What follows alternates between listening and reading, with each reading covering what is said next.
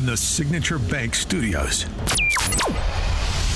This is Chicago's Morning Answer with Dan Proft and Amy Jacobson on AM 560. The Answer.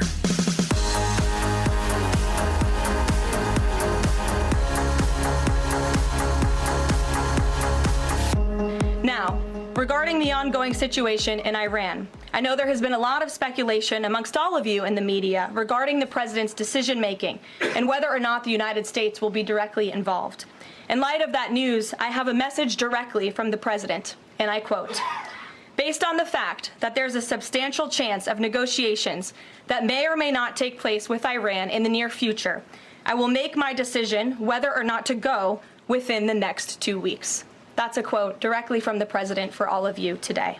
Welcome back to the Morning Answer with John and Mike Coolidge. That was Trump's press secretary, Caroline Leavitt, discussing President Trump making a decision on what's going to happen in the ongoing war between Israel and Iran. You know, when you think about the Middle East, you know, fire often meets fire. But what happens when the United States is caught between an ally's right to defend itself and the broader need for regional stability?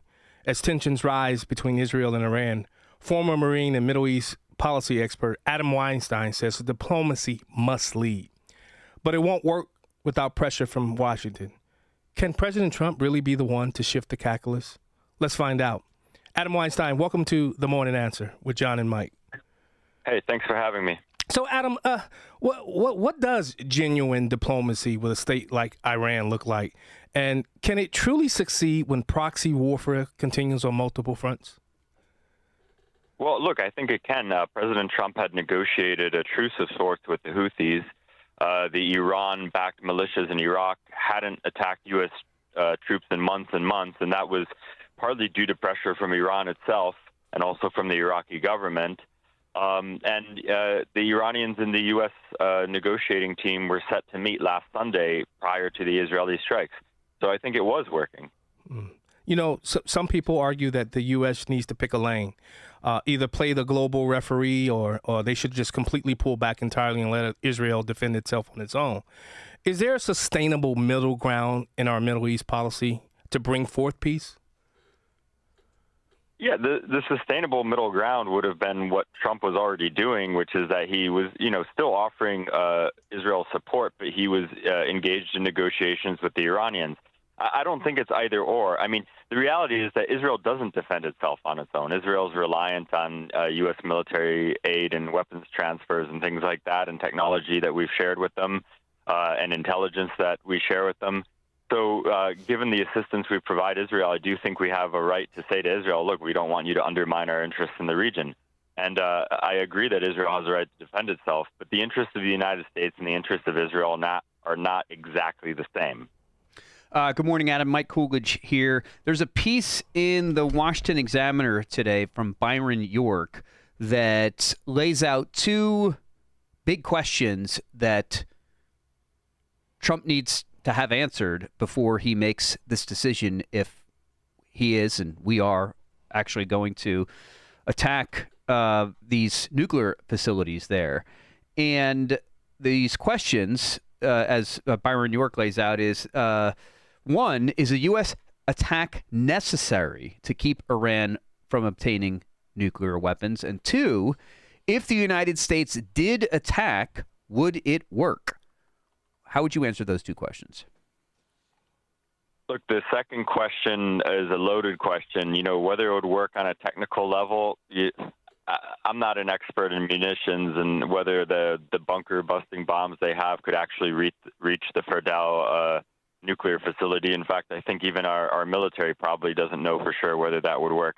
There's a second aspect of whether it would work. What comes next? I mean, does the regime stay intact? Is it removed? We've seen how complicated those questions are when it comes to Iraq, and we got a lot of things wrong there. The first question is, do we need to go in militarily to stop Iran from getting a nuke? I'd argue no. I think that we can have a deal with them. I think they're desperate to have a deal. I think they have every incentive to have a deal. And if they violate the deal, and it should be a deal that has a lot of oversight and inspections, and if The moment they violate it, you can always return to a military option. But once you engage in a military option, you can't go back. That's the thing. You can go from diplomacy to the military option and escalate, but it's very hard to de-escalate backward. So that's what I'd say. You served in Afghanistan. I know I was in the very, very beginning of Operation Iraqi Freedom, and that obviously really controversial war, controversial decision we made. And you hear the talking points come out about this possible war, and really, I mean, it is a military conflict, obviously, right now between Israel and Iran, not necessarily the United States yet, but what have we learned from Iraq, and how can we apply that to what we're about to do in Iran? I know it's easy, again, to jump to they sound the same. They just have one different letter, and regime change, and do they have weapons of mass destruction? I mean, that is what a nuclear bomb is, isn't it? Do we trust our intelligence communities? I mean, all of these things are very similar to Iraq, but there are very, very key differences here. What do you see what those differences are? And again, as someone who's served in a combat zone like you, there are obvious fatal things that can occur, mortal decisions that we can't undo if we do this. How do you compare and contrast the Iraq dilemma versus the one we're faced with right now? Well, look, that's a good question. And, first of all, if we trust our intelligence community, our own DNI, Tulsi Gabbard, said that the Iranians hadn't made significant progress towards a nuclear weapon and weren't actively going for it right now. So if we trust our intelligence community, we should listen to them. In terms of Iraq and Iran, as someone who served, that it was very complicated in Iraq. Yes, Saddam Hussein was terrible. Yes, most Iraqis welcomed us as liberators at first, but those same people turned on us because they didn't like having an occupying foreign force in their country.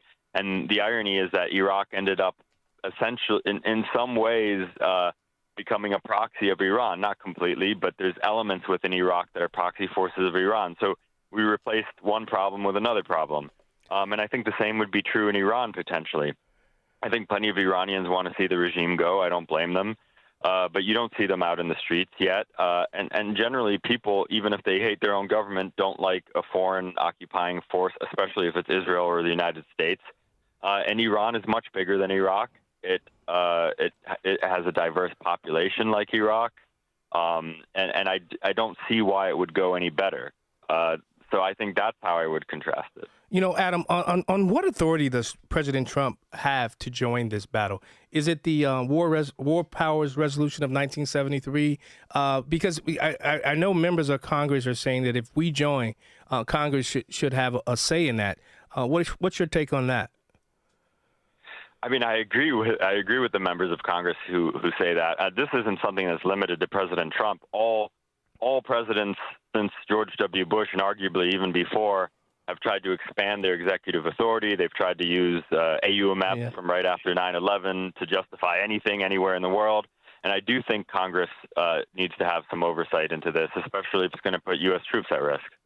What do you make of the silence of so many of Iran's supposed allies in the region after all of this has gone down in the last couple of weeks? I think they're waiting to see what happens, and I think some of them have issued statements of condemnation, but you're right, they've been pretty quiet. Iran's Gulf Arab neighbors, I'm sure, would be happy to see the regime go, but I also don't think they want to see something like the Iraq War repeat. And I think they're waiting to take their cues from the United States, frankly. I don't think they want to be on record opposing a decision that President Trump may make that's different from what they say. So this is a situation in which U.S. leadership is needed, and the rest of the world, including the region, is looking to President Trump for direction. Adam, I don't know if you saw the Iranian parliamentary. They actually burned the American flag. They did chants of death to America. I interviewed an imam yesterday, and he said chants like death to America and chants like from the river to the sea doesn't mean anything because it's not actionable. They're just words. What happens, because as Benjamin Netanyahu is on record saying that he wants regime change and he wants to take out the Ayatollah, and there's rumors that President Trump has stopped that. What happens to the Middle East should the Ayatollah is martyred, because that's how they're going to look at it, that the Ayatollah, the supreme leader, has been martyred and killed in action. What happens to the Middle East? Well, look, if the supreme leader was killed, I think that would be really destabilizing to Iran. He doesn't have that much religious authority outside of Iran, even among Shia Muslims. Most of them follow another Ayatollah Sistani. But it would be really destabilizing. As for the antics, yeah, I saw those antics where they set the flag on fire. I mean, that's typical. I don't think it's just symbolic. I think it does represent real hatred. But, what I'd say is that we're a powerful, strong country, and we shouldn't be goaded into a conflict just because some parliamentarians decided to set some paper on fire and almost set the carpet in their own political building on fire. I mean, it's just comical antics. I don't agree with it. I think it's offensive. I obviously don't agree with the American flag ever being disrespected. But, in my view, that's not how we make decisions about war and peace. If they want to be comical over there, that's on them. I want to read another quick little sentence here from this Byron York piece and get your comments on it, Adam. That leaves the question of whether Israel needs the U.S. to attack Iran to finish the root canal. Benjamin Netanyahu referred to this bombing that they did as a root canal. You want to really pummel these nuclear facilities as deeply as possible so that there's no way they can reconstitute them. And Byron York says the answer could well be no, that Israel does not need the U.S. to attack Iran to finish the root canal. If it is no, why would the U.S. get involved in fighting a war with all the uncertainty and bad things that could happen when Israel is quite willingly doing the job itself? Israel has, after all, shown amazing resourcefulness in its multi-front war since October 7th. Think the Hezbollah exploding beeper scheme. It no doubt has plans of its own to destroy Iran's nuclear capabilities with or without American help. Your thoughts?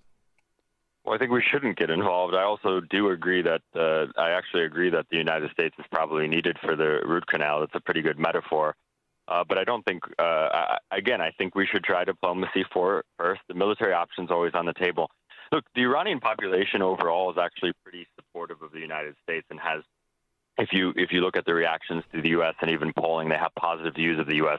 despite those parliamentarians who will light an American flag on fire or chant death to America. A lot of that is staged. A lot of it's organized. Yes, there's a segment of the population that has those kinds of toxic views, but the broader, ordinary Iranians are fairly pro-America. I think if we involve ourselves in an intervention and kill a bunch of civilians in the process, we're going to lose that good sentiment. Ultimately, it's up to Iranians if they want to have a regime change.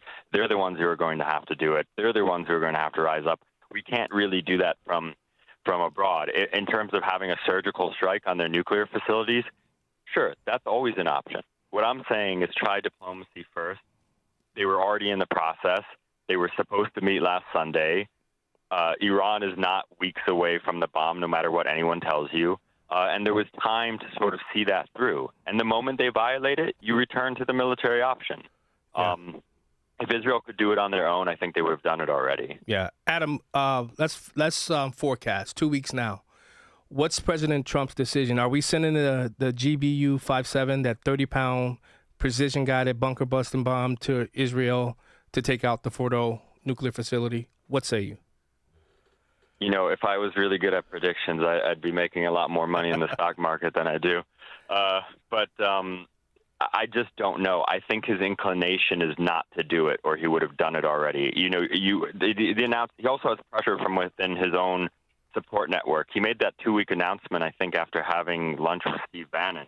There's a lot of people in the America First movement who don't want the United States to get involved in another regime change war in the Middle East. And I think President Trump feels that pressure, and I think that's why he's delaying things. I know he likes to be unpredictable. I know he likes to take his time to make decisions. I know he does 180s and keeps people on their toes. But I think his inclination is not to do it. But there's a lot of pressure on him to do it. And, I think it would be a mistake to lead with that, because once you let that genie out of the bottle, you can't put it back in. but you can always go from diplomacy to military force. I agree with you, Adam, and I think, and I might be in the minority here, that this debate that's happening on the right about what we are to do is a healthy one. I agree. That Ted Cruz, Tucker Carlson exchange got really heated the other night about this exactly, and I think both sides of this debate need to be listened to, but ultimately, again, this is why we elected him. He is about, President Trump, the results first of a negotiation. What is the perfect scenario? How does it unfold? And to my mind, it's exactly what was laid out here in this Washington Examiner piece, is that Israel does the work of getting this root canal done, and we are ready right now to execute, to do a surgical strike, and that's on the table. And I think every mullah, every person, if they are to negotiate with Trump, knows that he will pull that trigger if he needs to. He's not a weak Obama type. Don't cross this line or else, you know. Well, yeah, the red line was crossed. They know Trump will do it. And his reputation is going to, I think, force their hand, and we're not going to ultimately have to literally pull the big trigger. That's what I hope and pray happens. That's precisely why I think diplomacy is an option. I mean, Trump killed Qasem Soleimani, which was the Quds Force commander, so it would almost be like killing the CIA chief. The Iranians know that that Trump is serious. I think that's why they came back to the table. They don't like Trump, and yet they still came back to the table. So I do think there's real opportunity for diplomacy, but you also have to let diplomacy work. Yeah, and I believe President Trump will do that. Adam, we have to leave it right there. He's Adam Weinstein, a former U.S. Marine who served in Afghanistan. He's currently the Deputy Director of the Middle East Program at the Quincy Institute for Responsible Statecraft. Adam, thanks so much for joining us on The Morning Answer. Thanks for your service, brother. Yeah, you as well. Thank you. All right, thank you. Wow. I mean, heavy is the head who wears the crown. And, you know, Trump doesn't like war. You know, you see a lot of memes out there basically saying, I thought Trump there wouldn't be wars if, well, he inherited a lot of this stuff. Yeah. Based upon weakness from the previous administration. And does anyone remember the pallets of cash that happened under the Obama administration that facilitated a lot of this? If those dolts like John Kerry and the rest of them were smarter, we wouldn't be in this situation. Yeah. Coming up on The Morning Answer, we're going to talk with Representative Joe Aragona. He's part of the House Republican leadership. We'll be right back.